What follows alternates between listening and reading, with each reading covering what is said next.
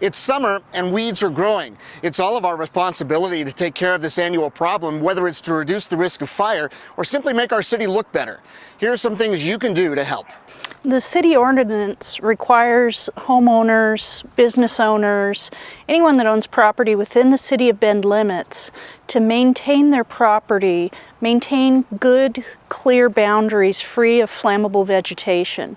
What that means is tall grasses, shrubs, piles of debris, those need to be cleared within 10 feet of your property line. There's a perception on the part of many people that think, well, I live within the city boundaries, we're not going to have a wildfire here.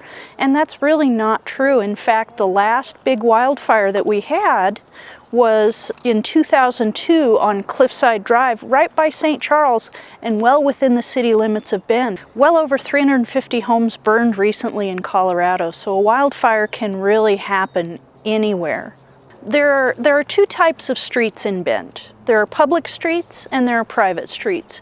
Either way, there's a right-of-way involved, either to the homeowners association or to the city, where there's an area that the homeowner or the property owner needs to keep clear that is nearest to the street.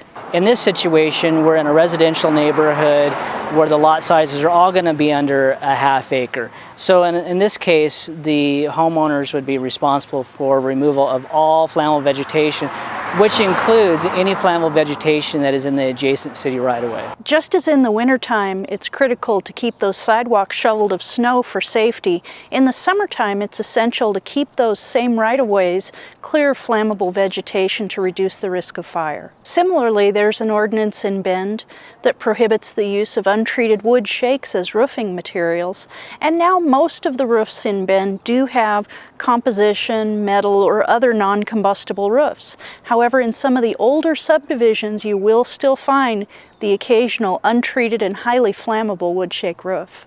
That essentially, if a fire were to break out in this vegetation behind me, it would easily go into the juniper tree and spread into the dead arborvitaes that you also see behind me, and essentially jump into the other juniper trees and put the house at risk. Brush piles, firewood, building materials, any of those materials should be kept at least 30 feet away from the house and well away from the property lines to keep a fire from spreading.